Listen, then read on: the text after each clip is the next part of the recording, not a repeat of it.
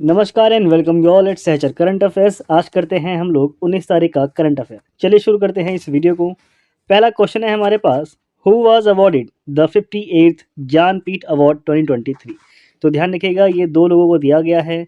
उर्दू के लिए गुलजार जी को और संस्कृत के लिए जगत गुरु स्वामी रामभद्राचार्य जी को। तो सी आपका करेक्ट आंसर हो जाता है।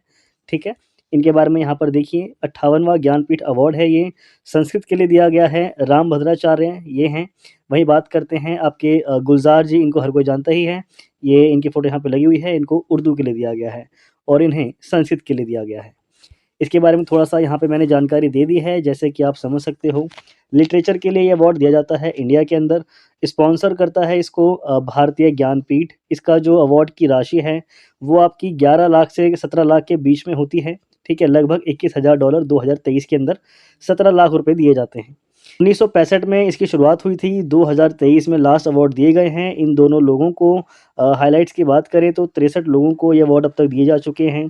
पहला अवार्ड दिया गया था आपका जी शंकर कुरुप को। आप कमेंट में बता सकते हैं कि इनको किस कृत्य के लिए ये दिया गया था, मतलब इनका कौन सा लिटरेचर था जिसके लिए इनको अवार्ड दिया गया। ठीक है, नेक्स्ट है हमारे पास, which country won the first ever Asian women team badminton championship. Correct answer आपके पास है इंडिया। ठीक है, भारत ने इस खिताब को जीता है। यहाँ पे देखिए, भारतीय महिलाओं के द्वारा इतिहास रचा गया है, जहाँ उन्होंने फाइनल में थाईलैंड को हराकर पहली बार एशियाई महिला टीम बैडमिंटन चैंपियनशिप जीत ली है।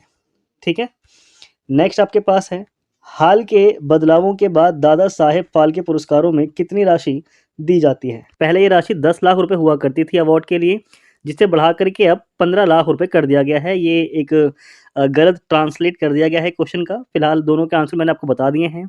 सेम सेक्स मैरिज को अलाउ कर दिया है ग्रीस के अंदर। यहाँ पर देखिए, हमारे पास हैं कुछ एक्स्ट्रा फैक्ट, जैसे कि हमने ये तो देख ही लिया है कि सेम सेक्स मैरिज को अलाउ कर दिया गया है ग्रीस के अंदर और सभी कपल्स को इक्वल राइट्स प्रदान कर दिए गए हैं। इसके अलावा आप देखेंगे पेरेंटल राइट्स भी इक्वल तौर पे दिए गए हैं सभी सेम सेक्स कपल्स को। तो ध्यान रखिएगा, ग्रीस में आपका सेम सेक्स मैरिज को लीगलाइज कर दिया गया है। नेक्स्ट क्वेश्चन है आपके पास, under home did the Uttarakhand government constitute an expert committee to examine ways for the implementation of the union civil code. तो यूनिफॉर्म सिविल कोड को लागू करने के लिए जो कमेटी बनाई गई थी, उसके लिए किसको नियुक्त किया गया था। इसका आंसर है आपके पास जस्टिस रंजना प्रसाद देसाई को नियुक्त किया गया था कमेटी के हेड के रूप में। जैसा कि आप जानते हैं, हमारे पास यूनिफॉर्म सिविल कोड के लिए आर्टिकल है 44, डीपीएसपी के अंदर आता है। डीपीएसपी मेंशन है हमारे 36 से 51 के बीच में। आयरलैंड से लिए गए हैं और आयरलैंड ने भी स्पेन से लिए हैं, तो इस चीज़ को ध्यान रखना। उत्तराखंड बन गया है पहला राज्य आज़ादी के बाद जिसने यूसीसी को लागू किया है। यहाँ के सीएम हर कोई जानता है, पुष्कर सिंह धामी हैं। गवर्नर हैं गुरमीत सिंह। नेशनल पार्क की बात करें उत्तराखंड के अंदर तो है जिम कॉर्बेट, राजा जी और नंदा देवी। कुछ इंपॉर्टेंट पासेस भी यहाँ पे देखने के लिए हमें मिलते हैं, जैसे यहाँ पर आपके पास माना पास और लिपुलेख पास। ठीक है, ये है हमारे पास चीज़ें हिंदी में। अगला क्वेश्चन है, recently Sebastian Pinera died in a helicopter clash. He was the president of which country. तो कुल मिलाकर के इनका निधन हो गया है। निधन वाला कोई क्वेश्चन बनेगा तो यहाँ पे ये पूछा जा सकता है। सेबेस्टियन पिनेरा, इनका संबंध है आपका चिली से। ठीक है, डी आपका करेक्ट आंसर हो जाता है, ध्यान रखिएगा। यहाँ पे इनकी फ़ोटो लगी हुई है एक प्लेन के क्रैश में, यानी कि 2 प्लेन आपस में टकरा गए और उनकी वजह से इसकी डेथ हो गई है। यहाँ की सरकार ने अभी-अभी हाल ही में इसकी घोषणा करी और 74 साल के थे ये। इनके वर्क की बात करें तो पिनेरा ने काफ़ी अच्छा रोल प्ले किया है यहाँ पे यंग डेमोक्रेसी को स्ट्रेंथन करने में। ठीक है, और ये रूढ़िवादी यानी कि कंजर्वेटिव पार्टी के लीडर थे। नेक्स्ट आपके पास है, यहाँ पे चिली का ये मैप बना हुआ है, यहाँ पे देख सकते हो साउथ अमेरिका का एक ये साइड में आपका वेस्ट की तरफ पड़ता है, नीचे की तरफ। ठीक है, ट्रॉपिक ऑफ कैप्रिकॉर्न यहाँ से गुजरती है, ये भी आपको ध्यान रखना है। कैपिटल है यहाँ की सैंटियागो, प्रेसिडेंट हैं गैब्रियल बोरिक और ऑफिशियल लैंग्वेज है स्पेनिश। वेल, नेक्स्ट क्वेश्चन हमारे पास है, how many Grammy awards have been won by Zakir Hussain in 2024।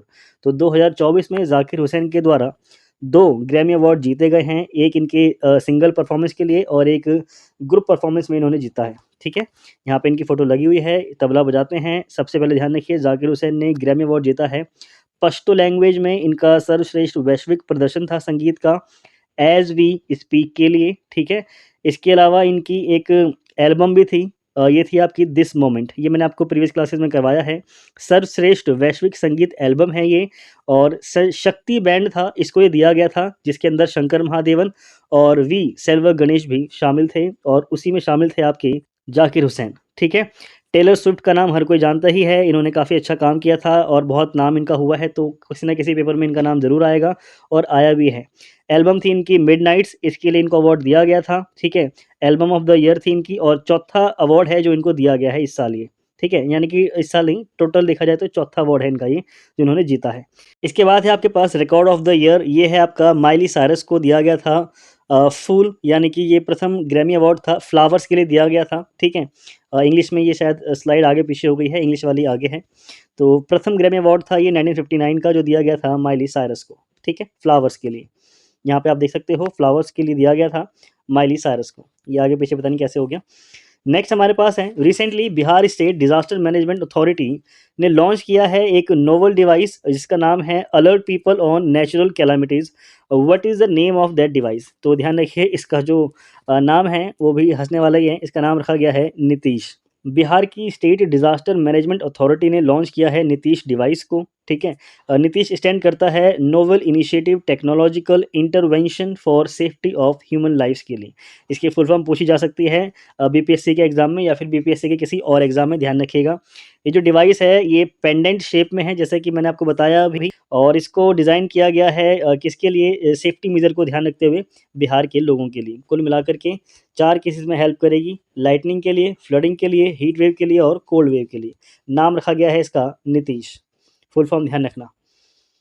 Question है यहाँ पर, recently which bank has clinched the title of best technology bank of the year award? तो correct answer आपके पास है साउथ इंडियन बैंक। ठीक है, बी आपका करेक्ट आंसर हो जाता है, इसको ध्यान रखना। नेक्स्ट यहाँ पे देखिए, इसकी जो शुरुआत बात करें तो शुरुआत हुई थी इसकी 1929 में, अब से 95 साल पहले। हेडक्वार्टर है इसका थ्रिसुर केरला के अंदर। और की पीपल्स की बात करें तो चेयरमैन हैं वीजे कुरियन, और एमडी एंड सीएफओ हैं आपके इसमें, माफ़ करें सीईओ हैं इसमें आपके पीआर शेषाद्री। नेक्स्ट है, archaeologist recently discovered an 8th century Kotravai sculpture in which state? तो करेक्ट आंसर आपके पास है तमिलनाडु में इसकी खोज की गई है, ध्यान रखिएगा। यहाँ पर देखिए, ये इमेज की फ़ोटो लगा दी गई है। पुरातत्विदों द्वारा खोजा गया है तमिलनाडु के उलुंदुरपेट के पास पल्लव काल की 8वीं शताब्दी की कोतरवाई मूर्ति को, तो ध्यान रखिएगा कि तमिलनाडु के अंदर इसकी खोज की गई है। अगला क्वेश्चन है आपके पास, in which country was the 60th Munich security conference organised? तो ये जर्मनी के अंदर शेड्यूल की गई है, और भारत की तरफ से जयशंकर साहब गए हैं इसको लीड करने के लिए। ठीक है, ये देखिए 16 से 18 फरवरी के बीच में ये हेल्ड हुई है जर्मनी के म्यूनिक शहर में, और जयशंकर साहब गए हैं ये 60th म्यूनिक सिक्योरिटी कॉन्फ्रेंस में इसको लीड करने के लिए। Lead in the sense Bharat की तरफ से लीड कर रहे हैं। ठीक है, यहाँ पे चीज़ें हैं हिंदी में। अगला यहाँ पे हमारे पास कुछ पॉइंटर न्यूज़ हैं, जैसे कि हिमाचल प्रदेश को 12वें वार्षिक यात्री समीक्षा पुरस्कार 2024 में शीर्ष स्थान मिला है, इसको ध्यान रखना, इंपॉर्टेंट पॉइंट है, ये पूछा जा सकता है। हिमाचल प्रदेश ने जीता है 12वें वार्षिक यात्री समीक्षा पुरस्कार का अवार्ड, और इसमें प्रथम स्थान आया है। नेक्स्ट है आपके पास ग्रीस के प्रधानमंत्री, इनके बारे में हमने पीछे भी देखा था, क्यारिकोस मित्सोताकिस। ये भारत की 2 दिवसीय यात्रा पर आने वाले हैं। ठीक है, तो ध्यान रखिएगा इसको, इनकी यात्रा होने वाली है। नेक्स्ट आपके पास है, ताज महोत्सव 2024 का आयोजन 18 से 27 फरवरी के बीच में किया जाएगा उत्तर प्रदेश के आगरा शहर में। ओके, यहाँ पे कुछ जीएसटी के बारे में देख लेते हैं। सबसे पहले देखिए, जीएसटी जो है ये आपका एक इनडायरेक्ट टैक्स है, ये पूछ लिया जाता है। इसकी शुरुआत की बात करें तो 1 जुलाई 2017 को इसकी शुरुआत हुई थी, इसको इम्प्लीमेंट कर दिया गया था, और जीएसटी डे मनाते हैं हम लोग 1 जुलाई के दिन ही। मोटो की बात करें जीएसटी के, तो इसका जीएसटी का मोटो है one nation one tax one market. GST के बारे में फर्स्ट इम्प्लीमेंट किया गया था ये फ्रांस के अंदर। इसके अलावा इंडियाज़ जीएसटी जो ये बेस है, इसकी बात करें तो एक कैनेडियन मॉडल पर बेस्ड है, इसको भी इम्पोर्टेंट है, ध्यान रखना। GST in India was made on the recommendation of Vijay Kelkar committee. ठीक है, कमेटी का नाम बताना था इसलिए पूरी लाइन पढ़ दी, तो आपको ये याद रहेगा। ठीक है, तो विजय केलकर कमेटी को ध्यान रखिएगा। इसके अलावा बात करें, पहला स्टेट था जिसने लॉन्च किया, जिसने इम्प्लीमेंट किया जीएसटी को, वो था असम। ठीक है। अमिताभ बच्चन जो थे इनको इसका बनाया गया था ब्रांड एम्बेसडर। जीएसटी को इम्प्लीमेंट किया गया है आपका आर्टिकल 279 ए के तहत, भारतीय संविधान के तहत। ठीक है।